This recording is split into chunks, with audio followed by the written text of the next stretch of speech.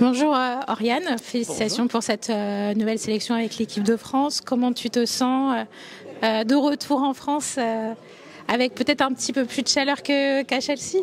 C'est vrai, je me sens bien, merci. J'ai été accueilli par le soleil, donc tout va bien. C'est vrai que c'est préférable au ciel gris, donc merci Clairefontaine pour ce petit soleil. Pour revenir justement à Chelsea, ça se passe plutôt bien pour toi. Lors de la conférence de presse, tu avais toute la confiance de Laurent Bonadi, même si tu joues un petit peu moins en ce moment. Avec le mercato XXL de Chelsea, il y a pas mal de concurrence. Mais il a dit que sur tes capacités athlétiques, il savait qu'il pouvait te faire confiance.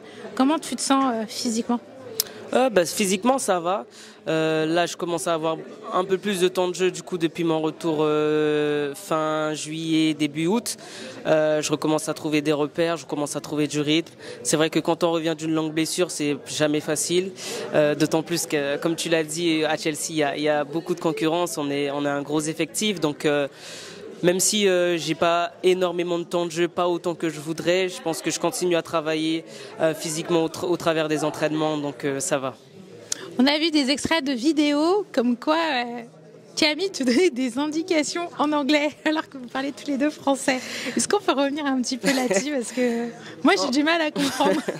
En fait, lorsqu'on est sur le terrain, sur des séances collectives ou même des séances individuelles où on n'est pas seul les Françaises, les coachs vont donner les instructions en anglais et si besoin, elles vont traduire en français. Mais vu qu'elles s'adressent à une majorité au groupe, elles vont donner les instructions en anglais.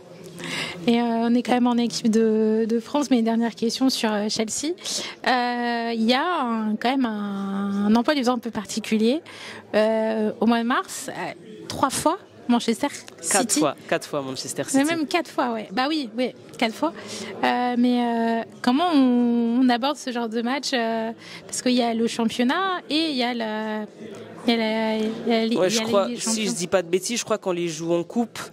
On les joue une première fois en Champions League, en championnat et encore une fois en Champions League. Donc ça va être un mois de mars très intense, très dense. Pour l'instant, c'est vrai qu'on n'en a pas encore parlé, on ne l'a pas encore évoqué, tout simplement parce qu'il y avait des matchs à préparer.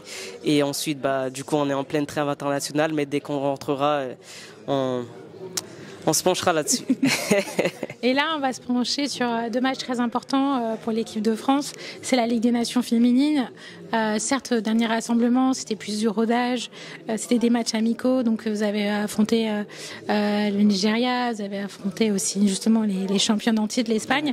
Comment on aborde justement ce match avec ce nouveau coach qui n'est pas si nouveau que ça, puisque c'était l'adjoint d'Hervé Renard. Comment on se prépare d'un nouvel objectif pour cette année 2025, sachant qu'il y a aussi l'Euro? Comme tu l'as dit, c'est le stage qui ouvre l'année 2025, l'année de l'Euro. Mais on commence d'abord par cette Ligue des Nations avec la Norvège et l'Islande qui vont être 2 matchs très intéressants, je pense. Ce sont des matchs qu'on va aborder d'une manière très différente étant donné qu'on rentre en pleine compétition. On n'est plus sur des matchs amicaux. Donc la phase de rodage, comme tu as dit, elle a déjà été faite. Là, le but, c'est de travailler tous ces petits détails qui vont nous permettre de gagner. Le but, ça va être d'être efficace, tout simplement. Et au niveau des automatismes, parce que tu as été dans des grands clubs aussi en France, des grands clubs parisiens, donc tu connais beaucoup des joueuses. Bon là, Clara, malheureusement, n'est pas là, mais comment tu t'adaptes justement au jeu anglais par rapport au jeu en équipe de France?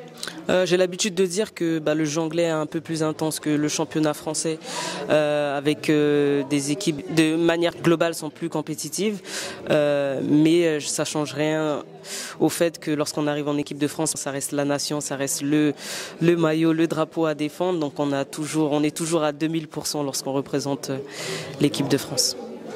Et on voit beaucoup de plus en plus de supporters, on va dire réguliers dans le stade. C'est souvent les mêmes têtes qu'on peut apercevoir au quotidien. Quelle est la relation que tu as avec tes supporters? On avait déjà posé la question à Pauline. Pauline a dit qu'elle parle à tout le monde, même à une porte, un mur. Et c'est en partie grâce à eux qu'on a cette notoriété et qu'aujourd'hui on peut vivre de notre sport. Et du coup, c'est un certain remerciement par rapport à ça. Et je prends du plaisir à parler aux gens aussi. Je pourrais parler peut-être à une porte, on m'a dit la dernière fois. un mur aussi.